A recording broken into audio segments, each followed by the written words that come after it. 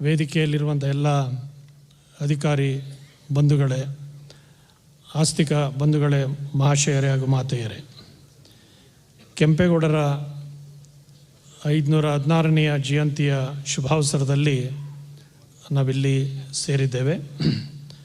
ಮಾನ್ಯ ಮುಖ್ಯಮಂತ್ರಿಗಳು ಈ ಕಾರ್ಯಕ್ರಮವನ್ನು ಉದ್ಘಾಟಿಸಿ ಕಾರ್ಯನಿಮಿತ್ತ ತೆರಳಿದ್ದಾರೆ.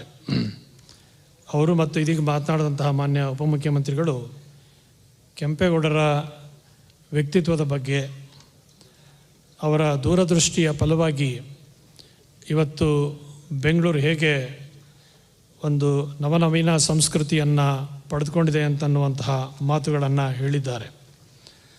ಸುಮಾರು 500 ವರ್ಷಗಳ ಹಿಂದೆ ಇವತ್ತು ನಮ್ಮ ಎಲ್ಲ ತಾಂತ್ರಿಕ ಪರಿಣಿತರು ಗಮನಿಸಿ ಒಂದು ಪಟ್ಟಣವನ್ನು ಹೇಗೆ ಕಟ್ಟಬೇಕು ಅಂತನ್ನುವಂತಹ ನಕ್ಷೆಯನ್ನು ತಯಾರು ಮಾಡ್ತಾರೋ, ಅದನ್ನು 500 ವರ್ಷಗಳ ಹಿಂದೆ ಅಂತಹ ಎಲ್ಲ ಸುವ್ಯವಸ್ಥಿತವಾದಂತಹ ವ್ಯವಸ್ಥೆಗಳನ್ನು ಒಂದು ನಗರಕ್ಕೆ ಮಾಡುವಂಥ ಸಂಕಲ್ಪ ಮಾಡಿದಂಥ ಕೀರ್ತಿ ಕೆಂಪೇಗೌಡರಿಗೆ ಸಲ್ಲುವಂತಹದ್ದು. ಮಾನ್ಯ ಕೃಷ್ಣ ಬೈರೇಗೌಡರು ಪ್ರಸ್ತಾಪ ಮಾಡಿದ್ರು. ಅಂದು ಒಂದು ಖ್ಯಾತವಾಗಿದ್ದಂತಹ ಮಾದರಿಯಾಗಿದ್ದಂತಹ ಒಂದು ಹಂಪಿ ನಗರವನ್ನು ನೋಡಿ ಅದರ ಒಬ್ಬ ಸಾಮಂತರು ಕೂಡ ಅದಕ್ಕಿಂತ ಮಿಗಿಲಾಗಿ ಪಟ್ಟಣವನ್ನು ಕಟ್ಟಲಿಕ್ಕೆ ಸಾಧ್ಯ ಇದೆ ಅಂತನ್ನುವ ಕನಸು ಕೆಂಪೇಗೌಡರಿಗೆ ಬಂತು ಅಂತ ಅನ್ನೋ ಕಾರಣಕ್ಕಾಗಿ ಇವತ್ತು ಬೃಹತ್ ಬೆಂಗಳೂರನ್ನು ನೋಡಲಿಕ್ಕೆ ಸಾಧ್ಯ ಆಗಿದೆ. ಇವತ್ತು ಬೆಂಗಳೂರು ಬರೀ ಬೆಂಗಳೂರಾಗಿಲ್ಲ, ಬೃಹತ್ ಬೆಂಗಳೂರು ಮಹಾನಗರವಾಗಿ ಜಗತ್ತಿನಲ್ಲಿ ಪ್ರಖ್ಯಾತವಾಗಿರ್ತಕ್ಕಂತಹದ್ದು ನಮಗೆಲ್ಲ ತಿಳಿದಿರುವಂಥ ಸಂಗತಿ. ಅನೇಕ ಕಾರಣಗಳಿಂದಾಗಿ ಇವತ್ತು ಬೆಂಗಳೂರು ಮಹತ್ವವನ್ನು ಪಡೆದುಕೊಂಡಿದೆ. ಇವತ್ತು ಇಲ್ಲಿ ಬಹುಭಾಷಿಕರು, ಇಡೀ ದೇಶದಲ್ಲಿ ಹೆಚ್ಚು ಬಹುಭಾಷಿಕರು, ಬಹುಸಂಸ್ಕೃತಿಯವರು ವಾಸ ಮಾಡುವಂತಹ ನಗರ ಯಾವುದು ಅಂತಂದರೆ ಅದು ಬೆಂಗಳೂರು ನಗರ ಅಂತಕ್ಕಂತಹದ್ದು ನಮ್ಮ ಕರ್ನಾಟಕದವರಿಗೆ ಹೆಮ್ಮೆ ಪಡುವಂಥ ಸಂಗತಿ. ಇಲ್ಲಿ ಶಾಂತಿ ಇದೆ, ನೆಮ್ಮದಿ ಇದೆ, ಸಮೃದ್ಧಿ ಇದೆ. ಈಗ ಮಾನ್ಯ ಉಪಮಂತ್ರಿಗಳು ಹೇಳಿದ್ರು 1,40,00,000 ಜನಸಂಖ್ಯೆ ಮೀರಿದೆ ಎಂದ. ಅದೇ ಇಷ್ಟು ಜನಸಂಖ್ಯೆ ಇದ್ದೂ ಕೂಡ ತನ್ನ ಸಾಂಪ್ರದಾಯಿಕ ಪರಂಪರೆಯನ್ನು ಉಳಿಸ್ಕೊಂಡು ಬೆಳೆಸ್ಕೊಂಡು ಬಂದಿರುವಂಥ ನಗರ ಬೆಂಗಳೂರಾಗಿದೆ. ಅದಕ್ಕೆ ಕಾರಣರಾದಂಥವರು ಕೆಂಪೇಗೌಡರು ಅಂತಕ್ಕಂತಹದ್ದು ಈ ದಿನಮಾನದಲ್ಲಿ ನೆನಪಿಸ್ಕೊಳ್ಬೇಕಾದಂತಹದ್ದು. ಮೂಲತಃ ಕೆಂಪೇಗೌಡರ ವಂಶಿಕರು ತಮಿಳುನಾಡಿನಿಂದ ಬಂದು ಅವರು ಚಿಕ್ಕಬಳ್ಳಾಪುರ, ಅವರು ಯಲಹಂಕದ ನಾಡಿನ ಅರಸರಾಗಿ ಆನಂತರ ಇಲ್ಲಿಗೆ ಬೆಂಗಳೂರಿಗೆ ಬಂದ ಮೇಲೆ ಬೆಂಗಳೂರು ನಗರ, ಬೆಂಗಳೂರು ಗ್ರಾಮಾಂತರ, ಚಿಕ್ಕಬಳ್ಳಾಪುರ, ತುಮಕೂರು, ರಾಮನಗರ, ಕೋಲಾರ ಈ ಎಲ್ಲ ಜಿಲ್ಲೆಗಳ ವ್ಯಾಪ್ತಿಯನ್ನು ಬೆಂಗಳೂರಿನ ಒಂದು ಆಡಳಿತಕ್ಕೆ ಒಳಪಟ್ಟು ಇದನ್ನೆಲ್ಲ ಸಮೃದ್ಧವಾಗಿ ಬೆಳೆಸಿದಂಥವರು ಕೆಂಪೇಗೌಡರು. ಇಲ್ಲಿಯ ಕೆರೆಗಳನ್ನು ನಿರ್ಮಾಣ ಮಾಡೋದಿರ್ಬೋದು, ಹಾಗೆ ರಾಜಕಾಲುವೆಗಳನ್ನು ನಿರ್ಮಾಣ ಮಾಡೋದಿರ್ಬೋದು, ಸುಂಕದ ಕಟ್ಟೆಗಳು ಹಾಗೂ ನಗರದ ಗಡಿಗಳನ್ನು ಗುರುತಿಸಿ ಅಲ್ಲಿ ಗುಡಿಗೋಪುರಗಳನ್ನು ನಿರ್ಮಾಣ ಮಾಡಿ, ಈಗ ಹಳ್ಳಿನಲ್ಲಿ ಜನ ಹೇಳ್ತಾರೆ ಒಂದು ಅಂಕಸ್ಥಾಪನೆ ಅಂತ. ಒಂದು ನಗರ, ಒಂದು ಹಳ್ಳಿ ಸಮೃದ್ಧವಾಗಿ ನೆಮ್ಮದಿಯಿಂದ ಇರಬೇಕಾದ್ರೆ ಅಂಕಸ್ಥಾಪನೆ ಆಗಬೇಕು ಅಂತ. ಆ ದೂರದೃಷ್ಟಿಯ ಫಲವಾಗಿ ಗೋಪುರಗಳನ್ನು ನಿರ್ಮಾಣ ಮಾಡಿ ಬೆಂಗಳೂರು ಮುಂದೆ ಸಮೃದ್ಧವಾಗಿ ಬೆಳಿಬೇಕು ಅಂತಕ್ಕಂತಹ ಕನಸನ್ನು ಕಂಡು ಅದನ್ನು ಅತ್ಯಂತ ಯಶಸ್ವಿಯಾಗಿ ಅತ್ಯುತ್ತಮವಾಗಿ ನಿರ್ಮಿಸಿದಂತಹ ಕೀರ್ತಿ ಕೆಂಪೇಗೌಡರಿಗೆ ಸಲ್ಲುತ್ತೆ. ಆ ಕಾರಣಕ್ಕಾಗಿ ಇವತ್ತು ನಮ್ಮ ಬೆಂಗಳೂರು ವಿಮಾನ ನಿಲ್ದಾಣ, ಬಸ್ ನಿಲ್ದಾಣ ಇರ್ಬೋದು, ಹೀಗೆ ಎಲ್ಲ ಕಡೆ ಅವರ ಹೆಸರನ್ನ ಕೊಟ್ಟಿರೋದ್ರಿಂದ ಜನರು ಬಂದಂಥವ್ರಿಗೆ ಕೆಂಪೇಗೌಡರವ್ರ ಹೆಸರು ಯಾರು ಅಂತ ಕೇಳಿದ್ರೆ ಅವ್ರ ಬಗ್ಗೆ ಬೆಂಗಳೂರಿನವ್ರು ಗೊತ್ತಿರುತ್ತೆ. ಅದರ ಹೊರಗಿನಿಂದ ಬಂದಂಥವ್ರು ಕೂಡ ಅಂತಾರಾಷ್ಟ್ರೀಯ ಮಟ್ಟದಲ್ಲಿ ಕೂಡ ಕೆಂಪೇಗೌಡ ಇಂಟರ್ನ್ಯಾಷನಲ್ ಏರ್ಪೋರ್ಟ್ ಅಂದರೆ ಅವ್ರಿಗೆ ಒಂದು ಗಮನ ಬರುತ್ತೆ ಯಾರು ಅಂತ ಕೇಳ್ತಾರೆ. ಆವಾಗ ಪಟ್ಟಣವನ್ನು ಕಟ್ಟಿದಂಥ ಒಬ್ಬ ಮಹಾನ್ ವ್ಯಕ್ತಿ ಅಂತಕ್ಕಂಥದ್ದು ಆ ಮೂಲಕವಾಗಿ ಜಗತ್ತಿನ ಸಮಾಜಕ್ಕೆ ಪ್ರಸಿದ್ಧವಾಗಿ ನಡೀಲಿಕ್ಕೆ ಸಾಧ್ಯ ಆಗಿರುತ್ತೆ. ಸುಮಾರು 1730 ತನಕ ಅವರಿಲ್ಲಿ ಒಂದು ಆಡಳಿತವನ್ನು ನಡೆಸಿದಂತಹದ್ದು ನಮಗೆಲ್ಲ ಗೊತ್ತಿರುವಂತಹದ್ದು. ಇದು ಮೂಲತಃ 9ನೇ ಶತಮಾನದಲ್ಲಿ ಹೊಯ್ಸಳರಿಂದ ಸ್ಥಾಪನೆ ಆದ ನಂತರ ಅದಕ್ಕೆ ಒಂದು ಹೊಸ ನಾವೀನ್ಯತೆಯ ಆಡಳಿತದ ಸೊಬಗನ್ನು ನೀಡಿದಂಥವರು ಕೆಂಪೇಗೌಡರು. ಆ ಕಾಲದಲ್ಲಿ ವಿಜಯನಗರದ ಅರಸರು ಇಲ್ಲಿ ನಮ್ಮ ಕೃಷ್ಣ ಬೈರೇಗೌಡರನ್ನು ಪ್ರಸ್ತಾಪ ಮಾಡಿದ್ರು. ಆ ಕಾಲಕ್ಕೆ ಸಾಮಂತರಾಜರಾಗಿದ್ದಂಥವರು ಒಬ್ಬರು ಅತ್ಯಂತ ಸುವ್ಯವಸ್ಥಿತವಾಗಿ ಆಡಳಿತವನ್ನು ಅಭಿವೃದ್ಧಿಯ ಪಥದಲ್ಲಿ ಸಾಗಿಸಿದಂತಹ ಒಬ್ಬ ರಾಜ ಅಂಥೇಳಿ ಅವರಿಗೆ 12 ಹೋಬಳಿಗಳನ್ನು ದತ್ತುವಾಗಿ ಕೊಟ್ಟರು. ಆವಾಗಲೇ ಅವರ ಒಂದು ಆಡಳಿತಕ್ಕೆ ಒಳಪಟ್ಟಂತಹ ಮಹಾರಾಜರಿಂದಲೇ ಗೌರವವನ್ನು ಮಾನ್ಯತೆಯನ್ನು ಪಡೆದಿಂತಂದವರು ಕೆಂಪೇಗೌಡರು. ಅವರ ಸೊಸೆ ಲಕ್ಷ್ಮಮ್ಮ ಅವರು ಈ ದ್ವಾರದ ನಿರ್ಮಾಣ ಮಾಡಬೇಕಾಗಿ ಬಂದಂಥ ಸಂದರ್ಭದಲ್ಲಿ ಅವರು ಅಲ್ಲಿ ಬಲಿ ಕೊಟ್ಟು ನಗರವನ್ನು ನಿರ್ಮಾಣಕ್ಕೆ ಕೊಟ್ಟಂತಹದ್ದು ಕೆಂಪೇಗೌಡರ ವಂಶಸ್ಥರು ನಾಡಿನ ಒಂದು ಶ್ರೇಯಸ್ಸಿಗಾಗಿ ತಮ್ಮ ಪ್ರಾಣವನ್ನು ಕೊಡಲಿಕ್ಕೆ ಸಿದ್ಧರಾಗಿದ್ದರು ಅಂತಕ್ಕಂಥ ಒಂದು ವಿಶೇಷವಾದ ಸಂಗತಿ ಅವರ ಬಗ್ಗೆ ನಮಗೆಲ್ಲ ಮೆಚ್ಚುಗೆಯನ್ನು ಉಂಟು ಮಾಡುವಂತಹದ್ದು. ಇಲ್ಲಿರುವಂಥ ಗವಿಗಂಗಾಧರೇಶ್ವರ ದೇವಸ್ಥಾನವೂ ಸೇರಿದ ಹಾಗೆ ಅನೇಕ ದೇವಸ್ಥಾನಗಳು, ಕೆರೆಗಳು, ಇವುಗಳನ್ನೆಲ್ಲ ನಿರ್ಮಾಣ ಮಾಡಿ ಒಂದು ನಗರ ಹೇಗೆ ಸಮೃದ್ಧವಾಗಿ ಕಟ್ಟಿ ಬೆಳೆಸಲಿಕ್ಕೆ ಸಾಧ್ಯ ಇದೆ ಅಂತ ಅನ್ನೋದನ್ನು ಮಾದರಿಯಾಗಿ ತೋರಿಸ್ಕೊಟ್ಟಂತಹ ಕೀರ್ತಿ ನಾಡಪ್ರಭು ಕೆಂಪೇಗೌಡರಿಗೆ ಸಲ್ಲುವಂತಹದ್ದು. ಇವತ್ತು ಬೆಂಗಳೂರು ಅನೇಕ ಕಾರಣಗಳಿಂದಾಗಿ ವೈಶಿಷ್ಟ್ಯವನ್ನು ಪಡೆದುಕೊಂಡಿದೆ.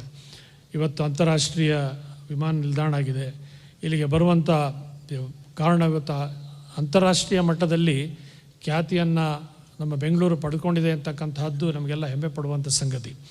ಇಲ್ಲಿ ಎಲ್ಲ ರೀತಿಯ IT ಸೆಕ್ಟರ್ ಇರ್ಬೋದು, ಬೇರೆ ಬೇರೆ ರೀತಿಯ ಇರ್ಬೋದು, ಬಯೋಸೈನ್ಸಸ್ ಇರ್ಬೋದು, ಇತ್ಯಾದಿ ಎಲ್ಲ ರೀತಿಯ ಒಂದು ಸಂಸ್ಥೆಗಳನ್ನು, ಸಂಶೋಧನಾ ಕೇಂದ್ರಗಳನ್ನು ಮಾಡುವಂಥ ಸಂಕಲ್ಪವನ್ನು ಮಾಡಿ ಜನ ಬೆಂಗಳೂರಿಗೆ ಬಂದರೆ ಅಂಥ ಎಲ್ಲ ಸಂಸ್ಥೆಗಳನ್ನು ಸ್ಥಾಪಿಸಲಿಕ್ಕೆ ಸಾಧ್ಯ ಇದೆ ಅಂತನ್ನುವಂಥ ಆತ್ಮವಿಶ್ವಾಸವನ್ನು ಇವತ್ತು ನಮ್ಮ ಸರ್ಕಾರಗಳು ಅವರಿಗೆ ಮೂಡಿಸ್ತಾ ಇರತಕ್ಕಂತಹದ್ದು ಅಭಿನಂದನೀಯವಾದಂತಹದ್ದು. ಅಂತಹ ಒಬ್ಬ ಮಹಾಪುರುಷರ ಜಯಂತಿಯನ್ನು ಇಲ್ಲಿ ಆಚರಣೆ ಮಾಡ್ತಾ ಇರೋದು ತುಂಬ ಸಂತೋಷ ಸಂಗತಿ. ಇಲ್ಲಿ ಮಾನ್ಯ ಮುಖ್ಯಮಂತ್ರಿಗಳು, ಉಪಮುಖ್ಯಮಂತ್ರಿಗಳು ಹೇಳಿದಾಗೆ ಮುಂದೆ ಸ್ಥಳೀಯವಾಗಿ ನಡೀತಿದ್ದಂತಹ ಒಂದು ಕೆಂಪೇಗೌಡ ಜಯಂತಿ ಇವತ್ತು ರಾಜ್ಯ ಮಟ್ಟದ ಒಂದು ಉತ್ಸವವಾಗಿ ಕರ್ನಾಟಕ ಸರ್ಕಾರದಿಂದ ಆಚರಿಸಲ್ಪಡ್ತಾ ಇದೆ. ಅದಕ್ಕೆ ದಿನಾಂಕವನ್ನು ನಿಗದಿಗೊಳಿಸಿದಂಥ ಆದಿಚುಂಚನಗಿರಿಯ ಮಹಾಸ್ವಾಮೀಜಿಯವರಿಗೆ ಇವತ್ತು ಅಭಿನಂದನೆಯನ್ನು ಸಲ್ಲಿಸಬೇಕು. ಹಾಗೆ ಬಸವ ಜಯಂತಿ ಕೂಡ ಮುಂಚೆ ಬೇರೆ ಬೇರೆ ಸಂದರ್ಭಗಳಲ್ಲಿ ಬೇರೆ ಬೇರೆ ದಿನಾಂಕಗಳಲ್ಲಿ ಆಚರಣೆ ನಡೀತು. ಆಗ ಧಾರವಾಡದ ಮೃತ್ಯುಂಜಯ ಸ್ವಾಮಿಗಳು ದಾವಣಗೆರೆಯ ಒಂದು ಆಶ್ರಮದಲ್ಲಿದ್ದರು. ಆವಾಗ ಹರ್ಡೇಕರ್ ಮಂಜಪ್ಪನವರವರು ಸೇರಿ ಬೇರೆ ಬೇರೆ ದಿನಾಂಕಗಳಲ್ಲಿ ನಿಗದಿಗೊಳಿಸಿ ಬಸವ ಜಯಂತಿಯನ್ನು ಆಚರಣೆ ಮಾಡೋದ್ರ ಬದಲು ಅಕ್ಷಯ ತೃತೀಯ ದಿವಸದಂದೇ ಮಾಡಬೇಕು ಅಂತನ್ನುವುದನ್ನು ಒಂದು ಶತಮಾನದ ಹಿಂದೆ ನಿರ್ಧಾರ ಮಾಡಿದ್ರು ಅಂತ ಕಾರಣದಿಂದಾಗಿ ಅದು ನಡೀತಾ ಇದೆ. ಹಾಗೆ ಬಸವ ಜಯಂತಿಯ ನಿರ್ಣಯ ಮಾಡಿದಂತಹ ಮಂಜಪ್ಪನವ್ರಿಗೆ, ಧಾರವಾಡದ ಶ್ರೀಗಳಿಗೆ ಗೌರವ ಸಲ್ಲಿಸಬೇಕೋ ಹಾಗೆ ಕೆಂಪೇಗೌಡ ಜಯಂತಿಯ ದಿನಾಂಕವನ್ನು ನಿಗದಿಗೊಳಿಸಿ ಇವತ್ತು ರಾಜ್ಯ ಮಟ್ಟದಲ್ಲಿ ನಡೀಲಿಕ್ಕೆ ಅವಕಾಶ ಕಲ್ಪಿಸಿಕೊಟ್ಟಂತಹ ಚುಂಚನಗಿರಿಯ ಪೂಜ್ಯ ಜಗದ್ಗುರು ಮಹಾಸ್ವಾಮಿಗಳವರಿಗೂ ಕೂಡ ಈ ಸಂದರ್ಭದಲ್ಲಿ ಅಭಿನಂದನೆಯನ್ನು ಸಲ್ಲಿಸಿ, ಇವತ್ತು ಅವರು ಬಹು ದೂರದೃಷ್ಟಿಯಿಂದ ಪಟ್ಟಣವನ್ನು ಏನು ಬೆಳೆಸಿದ್ರೋ ಅದನ್ನು ಹಾಗೆ ಮೈಸೂರಿನಲ್ಲಿ ಅರಸು ಕೃಷ್ಣರಾಜ ಒಡೆಯರ ಕಾಲದಲ್ಲಿ, ಮುಮ್ಮಡಿಯವರ ಕಾಲದಲ್ಲಿ ಮೈಸೂರು ನಗರವನ್ನು ಹೇಗೆ ವ್ಯವಸ್ಥಿತವಾಗಿ ಬೆಳೆಸಿದ್ರು ಅಂತ ಅನ್ನೋದು ಇವತ್ತು ಅಷ್ಟೆಲ್ಲ ಜನದಟ್ಟಣೆ ಇದ್ದರೂ ಕೂಡ ಅಲ್ಲಿ ಬಂದವರಿಗೆ ಒಂದು ಸಾಂಸ್ಕೃತಿಕ ನಗರ ಅಂತನ್ನುವಂಥ ಒಂದು ಸಂತೋಷವನ್ನು ಹೇಗೆ ಉಂಟು ಮಾಡುತ್ತೆ, ಅದೇ ರೀತಿ ಬೆಂಗಳೂರು ನಗರ ಬೆಳೆದಿದೆ. ಬಹುಶಃ ಅವರ ದೂರದೃಷ್ಟಿಯ ಫಲದಿಂದನೇ ಅದೇ ರೀತಿಯ ನಮ್ಮ ಮುನ್ನಡೆಗಳು ಕೂಡ ಅಲ್ಲಿ ಮಾಡುವಂತಹ ಬೆಳವಣಿಗೆ, ಅಭಿವೃದ್ಧಿ ಅದೇ ಮಾರ್ಗದಲ್ಲಿ ಮಾನ್ಯ ಉಪಮುಖ್ಯಮಂತ್ರಿ ಶಿವಕುಮಾರ್ ಅವರು ಇದೀಗ ಹೇಳಿದಾಗೆ, ಮಾನ್ಯ ಮುಖ್ಯಮಂತ್ರಿಗಳು ಹೇಳಿದಾಗೆ ಇನ್ನೂ 100 ವರ್ಷಗಳ ಮುಂದೆ, ಇನ್ನು 50 ವರ್ಷಕ್ಕೆ, 100 ವರ್ಷಕ್ಕೆ, 200 ವರ್ಷಕ್ಕೆ ಈ ನಗರ ಹೀಗೆ ಬೆಳೀತಾ ಹೋದಾಗ ಜನ ಹೇಗೆ ಶಾಂತಿ ನೆಮ್ಮದಿಯಿಂದ ಬೆಳೆಸಲಿಕ್ಕೆ ಸಾಧ್ಯ ಅನ್ನೋ ರೀತಿಯಲ್ಲಿ ನಗರವನ್ನು ಬೆಳೆಸಬೇಕಾದಂತಹ ಜವಾಬ್ದಾರಿ ಎಲ್ಲರ ಮೇಲೆ ಇರುತ್ತೆ. ಅದನ್ನು ಕಂಕಣ ತೊಟ್ಟು ನಮ್ಮ ಉಪಮುಖ್ಯಮಂತ್ರಿಗಳಾದ ಶಿವಕುಮಾರ್ ಅವರು ಇದೀಗ ಪ್ರಸ್ತಾಪಿಸಿದ್ರು. ಅವರು ವಾಸ್ತವವಾದ ಸಮಸ್ಯೆ ಏನಿದೆ ಅನ್ನೋದನ್ನು ಕೂಡ ತೆರೆದಿಟ್ಟಿದ್ದಾರೆ. ಸುಮಾರು 1,40,40,00,000 ಜನ, 1 ಕೋಟಿಗೂ ಹೆಚ್ಚು ಜನ ಇರುವಂತಹ ನಗರ ಇದು ಅಂತಂದರೆ ಒಂದು ಕ್ಷಣ ನೀವು ಯೋಚನೆ ಮಾಡಿದ್ರೆ ಹೇಗಪ್ಪ ನಿರ್ವಹಣೆ ಮಾಡೋದು ಅಂತ ಅನ್ನೋದು ಯಾರಿಗಾದ್ರೂ ಭಯವನ್ನು ಹುಟ್ಟಿಸುವಂತಹದ್ದು. ಆದರೆ ಅದನ್ನು ಸಮರ್ಥವಾಗಿ ನಿರ್ವಹಿಸುವಂತಹ ಸಾಮರ್ಥ್ಯ ಮಾನ್ಯ ಡಿ.ಕೆ. ಶಿವಕುಮಾರ್ ಅವರಿಗೆ ಇರುವಂತಹದ್ದು. ಅವರು ಹೋರಾಟದ ಸ್ವಭಾವದಿಂದ ಬಂದಂಥವರು ಮತ್ತು ಯಾವುದೇ ಕೆಲಸವನ್ನು ಮಾಡಬೇಕು ಅಂತನ್ನುವ ಸಂಕಲ್ಪ ಮನಸ್ಸಿಗೆ ಬಂದರೆ ಅದನ್ನು ಅವರು ಮಾಡಿಯೇ ತೀರ್ತಾರೆ ಅಂತಕ್ಕಂತಹದ್ದು ಎಲ್ಲ ಜನಸಾಮಾನ್ಯರಿಗೂ ಗೊತ್ತಿರುವಂಥ ಸಂಗತಿ. ಒಬ್ಬ ರಾಜಕೀಯ ವ್ಯಕ್ತಿಯಾದಂಥವ್ರಿಗೆ ಅಂತಹ ದೃಢವಾದ ಸಂಕಲ್ಪ ಇದ್ದಾಗ ಮಾತ್ರ ಯಾವುದೇ ಒಂದು ಅಭಿವೃದ್ಧಿಯನ್ನು ಸಾಧಿಸಲಿಕ್ಕೆ ಸಾಧ್ಯ ಆಗುತ್ತೆ. ಅದಕ್ಕೆ ಉದಾಹರಣೆ ಆಗಿರ್ತಕ್ಕಂಥವ್ರು ನಮ್ಮ ಮುಖ್ಯಮಂತ್ರಿಗಳು ಅಂತನ್ನುವ ಮಾತನ್ನು ಈ ಸಂದರ್ಭದಲ್ಲಿ ಹೇಳಿ, ಇವತ್ತು ಕರ್ನಾಟಕದ ತುಂಬೆಲ್ಲ ಕೆಂಪೇಗೌಡರ ಜಯಂತಿ ತುಂಬ ಆತ್ಮೀಯವಾದ ಒಂದು ಸಂಭ್ರಮದ ವಾತಾವರಣದಲ್ಲಿ ನಡೀತಾ ಇರತಕ್ಕಂಥದ್ದು ಸಂತೋಷದ ಸಂಗತಿ ಅನ್ನೋ ಮಾತನ್ನು ಹೇಳಿ, ಇವತ್ತು 3 ಸಂಸ್ಥೆಗಳಿಗೆ ನಮ್ಮ ಪ್ರತಿಷ್ಠಿತ ನಮ್ಮ ನಗರದಲ್ಲಿರುವಂತಹ ಭಾರತೀಯ ವಿಜ್ಞಾನ ಸಂಸ್ಥೆ ಮತ್ತು ಕೆಂಪೇಗೌಡ ಅಂತಾರಾಷ್ಟ್ರೀಯ ವಿಮಾನ ನಿಲ್ದಾಣದ ಒಂದು ಆಡಳಿತಕ್ಕೆ ಮತ್ತು ಮೈಸೂರು ಸ್ಯಾಂಡಲ್ ಲೋಪ್ನ KSDLಗಳಿಗೆ ಪ್ರಶಸ್ತಿಯನ್ನು ಸಂಸ್ಥೆಗಳಿಗೆ ಕೊಟ್ಟಿರತಕ್ಕಂಥದ್ದು ಅತ್ಯಂತ ಪ್ರಶಂಸನೀಯವಾದಂತಹದ್ದು. ಇಲ್ಲಿ ತಿಳಿಸಿದ ಹಾಗೆ ನಮ್ಮ ಬೆಂಗಳೂರು ಅಂತಾರಾಷ್ಟ್ರೀಯ ವಿಮಾನ ನಿಲ್ದಾಣ ಜಗತ್ತಿನ ಯಾವುದೇ ವಿಮಾನ ನಿಲ್ದಾಣಗಳಿಗೂ ಕಡಿಮೆ ಇಲ್ಲದಷ್ಟು ಸುವ್ಯವಸ್ಥಿತವಾಗಿದೆ ಅಂತಕ್ಕಂತಹದ್ದು ನಾವೆಲ್ಲರೂ ಕೂಡ ಗಮನಿಸುವಂತಹದ್ದು. ಮತ್ತು KSTL ಇವತ್ತು ಅತ್ಯಂತ ಒಂದು ಸರ್ಕಾರಿ ಸಂಸ್ಥೆಯಾಗಿ, ಲಾಭ ಗಳಿಸುವ ಸಂಸ್ಥೆಯಾಗಿ ಸಹಸ್ರಾರು ಕೋಟಿಗಳನ್ನು ಸರ್ಕಾರಕ್ಕೆ ಆದಾಯನ ಒದಗಿಸ್ತಾ ಇರುವಂಥ ಸಂಸ್ಥೆಯಾಗಿದೆ. ಭಾರತೀಯ ವಿಜ್ಞಾನ ಸಂಸ್ಥೆ CV ರಾಮನ್ರವರು ಕಟ್ಟಿದಂಥ ಸಂಸ್ಥೆ ಅದು.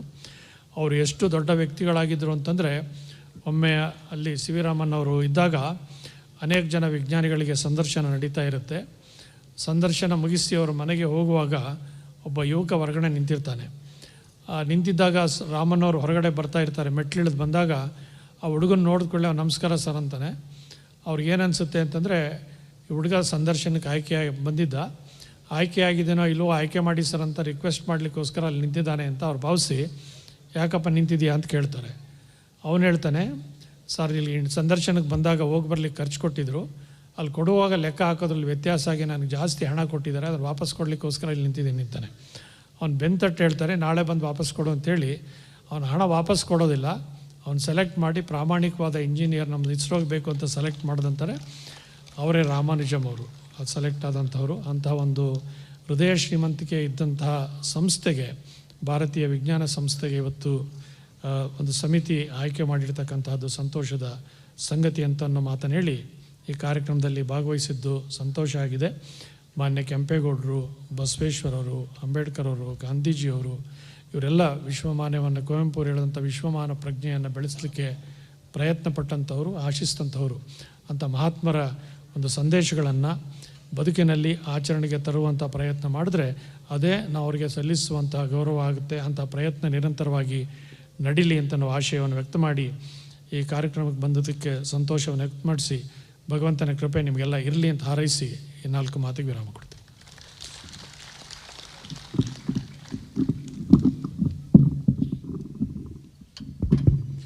ಪರಮ ಪೂಜ್ಯ ಸ್ವಾಮೀಜಿಗಳು ವಿಶೇಷವಾಗಿ ಅಂತಾರಾಷ್ಟ್ರೀಯ ಕೆಂಪೇಗೌಡ ಪ್ರಶಸ್ತಿ ಪುರಸ್ಕೃತರಿಗೆ ಅಭಿನಂದನೆಯನ್ನು ಸಲ್ಲಿಸಿದ್ದಾರೆ. ಹಾಗೆಯೇ